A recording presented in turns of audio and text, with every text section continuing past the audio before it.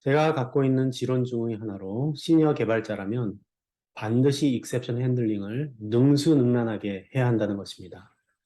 그리고 익셉션 핸들링을 어떻게 심각하게 고민하고 그것을 구현하는지 그 코드만 보더라도 그가 얼마나 시니어급에 해당되는지 고급 개발자인지를 알 수 있습니다.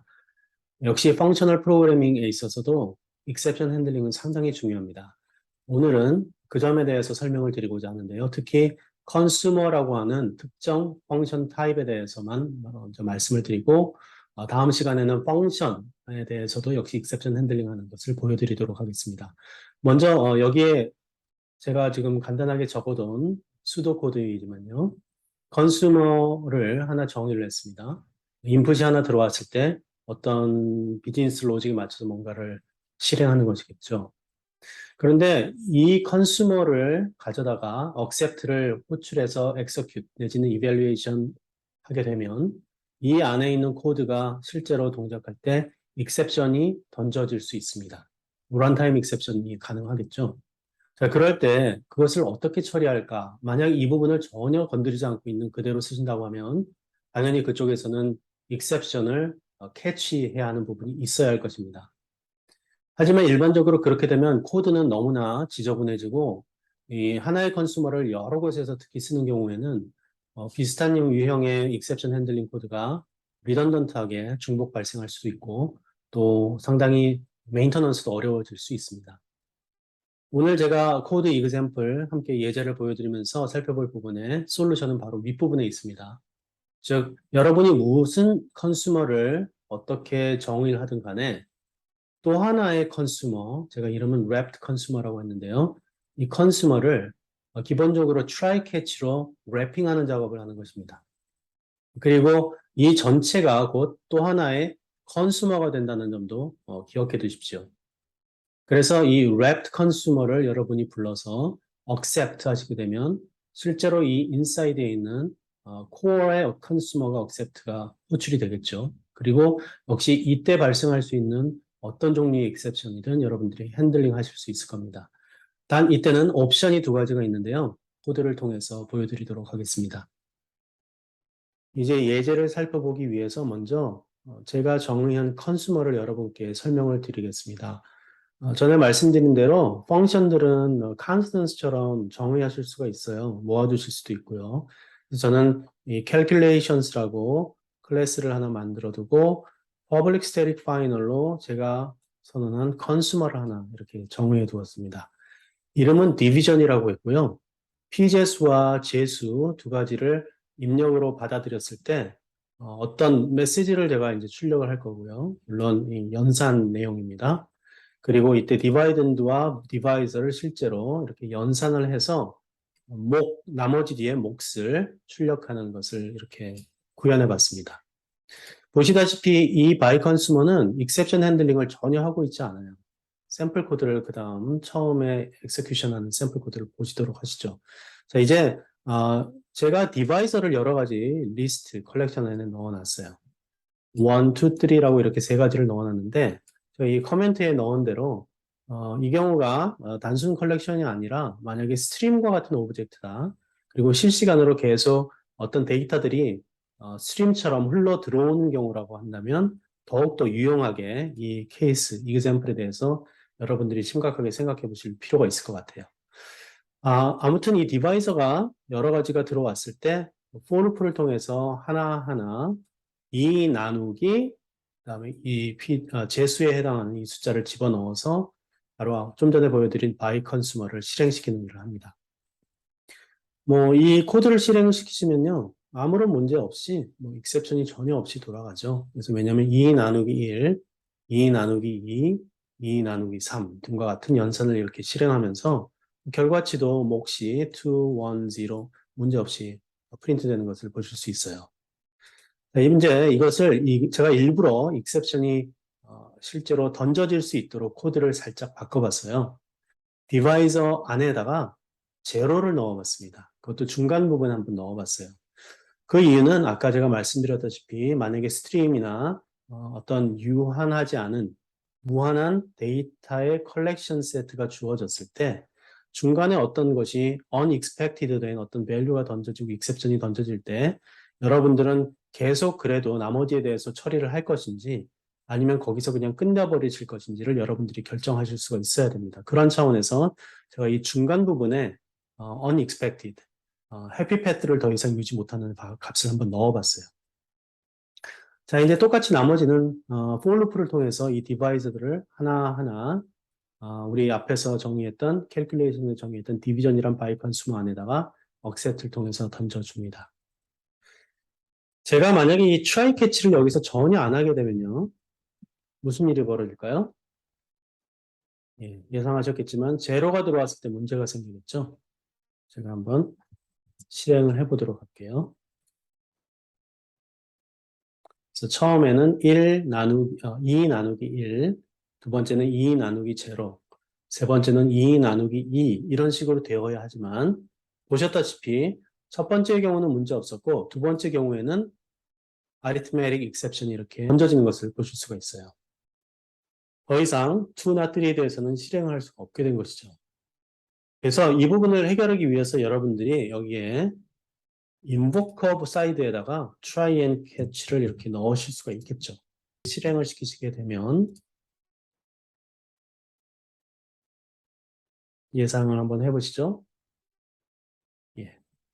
2 나누기 1의 경우 문제 없고요. 2 나누기 제로의 경우에는 이렇게 익셉션이 던져집니다. 바로 여기서 캐치를 해서 로깅을 한 것이죠. 그러고 나서 아무 일도 하지 않았기 때문에 다음에 해당되는 2 나누기 2가 실행이 됐고요. 다음에 2 나누기 3이 역시 이렇게 실행이 되었습니다. 그런데 이것은 별로 좋은 방법이 아니라는 것도 여러분들 아실 겁니다. 왜냐하면 인버커 사이드마다 모든 익셉션 핸들링을 이렇게 넣어버린다 그러면 코드 관리나 여러분들이 나중에 트러블 슈팅 할 때도 전혀 유익하지가 않을 거예요. 그래서 펑셔널 프로그래밍에서는 어떻게 익셉션 핸들링을 하는 것이 좋은지 기법을 하나 알려드리도록 할게요. 자, calculator 1이라는 것을 제가 만들어 봤는데요. 앞서 제가 보여드렸던 for loop 대신에 컬렉션의 이터러블에 있는 for each를 써서 해봤습니다. 그리고 이 안에는 consumer를 제가 넣어봤어요. 자, 근데 이 consumer를 자세히 들여다보시면 저는 디비전을 쓰지 않고 디비전 스탑이라고 하는 또 다른 consumer를 부르고 있습니다. 그럼 이 디비전 스탑이 뭔지 한번 살펴보시죠. 여기 디비전 스탑이라고 제가 정의한 것은요. 앞서 정의했던 디비전을 그대로 쓰고 실제로 이 디비전을 accept를 통해서 호출을 합니다. 그리고 최초 주어지는 input, 두 개의 input 역시 동일하게 사용되고 있습니다. 하나 다른 점은 이 consumer를 호출할 때, accept를 호출할 때 try and catch로 제가 랩핑하고 있다는 것이에요. 그리고 이 try and catch로 제가 랩핑을 하면서 뭐 에러의 디테일한 정보도 물론 로깅을 하고 있지만 중요한 것은 제가 그 exception을 cause exception이라고 가정하고 runtime exception 내지는 저만의 custom exception으로 이렇게 랩핑을 해서 또 한 번 더 랩핑해서 throw out 던져버리는 것입니다. 그래서 제가 이름을 division stop이라고 불렀어요. 그럼 이 division stop이라고 되었을 때 저는 여기 더 이상 try and catch 내지는 exception handling 코드가 여기에 없죠. 자, 이럴 때 어떻게 실행이 되는지 먼저 보시죠. 네, 예상하신 대로 첫 번째는 실행이 되었지만 두 번째에는 에러가 나고 세 번째, 네 번째에 대해서는 더 이상 실행을 할 수 없는 것을 보실 수가 있을 거예요. 그렇다면 제가 스탑 되기를 원하지 않고 계속 컨티뉴 되기를 원한다고 한다면 역시 여기서 exception 핸들링을 하는 것이 아니라 제가 원하는 그 컨슈머가 정의된 곳에 내지는 컨슈머를 한 번 더 랩핑을 한 곳에서 핸들링을 할 수 있게 됩니다. 다시 말해서 지금 디비전 컨티뉴드라고 하는 컨슈머를 들여다보시면요. 내용은 상당히 앞에 거 위에 것과 비슷하고요. 단지 이 익셉션을 캐치하고 나서 내가 무엇을 할지 여기서 제가 결정을 하는 것이죠. 최소한 여기서는 제가 또 다른 익셉션을 던지지 않기 때문에 계속 그 세 번째, 네 번째에 해당되는 재수를 건드려서 실행하는 것을 보실 수가 있을 거예요. 실행을 해보도록 하겠습니다.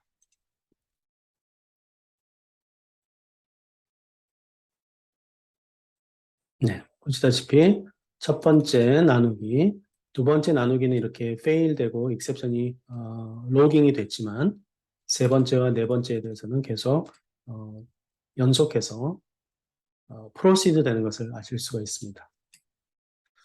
이렇게 컨슈머 안에다가 여러분들이 이렇게 원하는 로직을 갖다 집어넣으셔서 이 이름을 뭐 다른 이름으로 좀 바꾸셔서 throwing a certain exception, ABC exception 하실 수도 있고 이 경우에는 뭐 또 다른 어떤 여러분들이 컨티뉴 하기 전에 꼭 뭔가 하는 일을 여기다 집어넣으셔서 여러분만의 또 다른 래퍼 컨슈머를 지정하시고 이렇게 쓰시면 가능합니다. 그런데 이것이 코드 리유저빌리티라고 하는 측면에서는 썩 좋은 것은 아니에요. 최소한 이 부분은 상관이 없습니다. 이 부분은 아주 코어한 그런 컨슈머 로직이기 때문에 이 컨슈머 자체는 어디서든지 쓰실 수가 있어요. 바로 이 밑에서 제가 보여드렸다시피 래핑을 하셔서 여러분의 목적에 맞게 변경시킬 수 있기 때문에 이 컨슈머 자체는 문제가 없습니다. 하지만 이러한 것들을 계속 여기저기 만들어 두는 것도 별로 그렇게 썩 좋아 보이지는 않습니다. 그래서 또 다른 방법으로 클린 코드라는 차원에서 여러분들에게 제안을 드리는 방법은요. 그 랩핑하는 부분을 이렇게 하나의 유틸리티처럼 만들어 두시는 거예요. 첫 번째 보시면요. 어떤 컨슈머가 이렇게 바이 컨슈머가 주어졌을 때 그 바이 컨슈머를 억셉트 하시고 인풋은 똑같이 여기에 집어넣어서 하시게 됩니다. 그리고 try catch를 이렇게 넣어두시고 뭔가 필요하시다면 로깅도 하시고 또 원하시면 이제 어떤 런타임 익셉션을 던지시는 방법을 하게 되면 앞서 제가 보여드렸던 예처럼 divide, division stop과 똑같은 효과를 나타내게 됩니다. 그죠? 근데 두 번째 랩 메서드는요. 랩을 하면서 컨티뉴얼 목적으로 만들었는데요. 유틸리티로 만든 겁니다. 바이 컨슈머를 받아들여서 억셉트 하시되 익셉션을 캐치하시고 원하는 뭔가를 하시면 되겠습니다. 이 부분은 제가 여러분들에게 투두로 남겨드리는 거예요. 그래서 단지 여기서 스탑하시기를 원치 않으시면 뭔가 다른 비즈니스 로직을 실행하시면 되겠죠. 이것에 근거해서 한번 보여드릴게요. 코드 또 다른 캘큘레이터에서는 이 래퍼 유틸리티를 어떻게 부르는지 보시죠. 앞서 보여드렸듯이 wrap, throw, exception 하시고 division이라고 하는 by consumer 처음에 calculations에 제가 정의해뒀던 거죠. 걸 집어넣으시고요. 그 다음에 이 자체가 consumer, 정확하게 말하면 by consumer를 return하기 때문에 그것에 대해 accept를 호출을 하시고 최초에 원하시던 두 개의 인풋을 이렇게 던져서 실행시키시는 것입니다. 자, 이 경우에 run을 하시면요. 보시죠. 예. 첫 번째 경우에는 문제없이 실행이 됐지만 두 번째 경우에는 exception이 던져지고 여러 가지 exception이 어떤 식으로 지금 cause exception과 함께 로깅이 되는지 보실 수가 있어요. 즉, 세 번째, 네 번째 경우에는 실행이 안 된 것이죠. 자, 그럼 이번에는 두 번째 메소드인 utility 안에 있던 wrap continue를 한번 실행을 시켜 보겠습니다.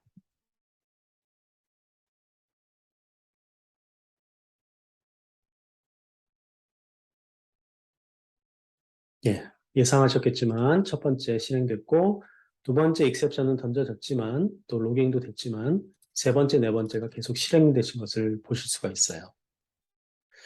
자, 이제 이걸로 만족하실 수도 있는데요. 한 가지 더 재미있는 것을 또 알려드릴게요. 제가 세 번째 메서드를 한 번 더 만들어 봤습니다. 이 래퍼 안에는 또 다른 유틸리티 메서드가 있는데요. 보기에는 상당히 좀 복잡해 보이지만 이름을 제가 wrap continue selectively라고 하였습니다. 그리고 이 input argument는요, by consumer를 받아들이고 거기에 더해서 하나를 더 넣었어요. 어떤 클래스 타입을 보내주는데요. 이 클래스 타입은 exception ignored 타입입니다. 다시 말해서 이 consumer, 주어진 consumer를 실행을 시키셨는데, accept 하셨는데, 만약에 그때 exception이 던져지면, 그리고 그 exception이 제가 예상하는 exception 타입이라고 한다면, 그것은 더 이상 스탑하지 않고 계속 무시하시고 컨티뉴 할 수 있게 설계한 것입니다. 만약에 exception이 그 타입이 아니라고, expected 타입이 아니라고 한다면 처음에 보여드렸던 메소드처럼 이것과 마찬가지로 exception을 던지고 거기서 stop 하는 효과를 내는 것입니다. 이 래퍼를 쓰시기 위해서 여러분의 코드는 약간 변경이 됩니다. 하지만 최초에 이 디비전 컨슈머는 그대로 쓰시고요. 역시 단지 이 또 다른 메서드인 web continue selectively를 호출하시되 제 경우라면 만약에 이때 이 컨슈머를 실행시킬 때 arithmetic exception이 throw 된다면 나는 그걸 ignore하고 계속 continue 하기를 원한다라고 알려주는 거예요. 그리고 이 자체가 역시 by consumer를 리턴하기 때문에 동일히 이것과 함께 accept 하시고 똑같이 input을 던지시는 거죠. 실행해 보도록 하겠습니다.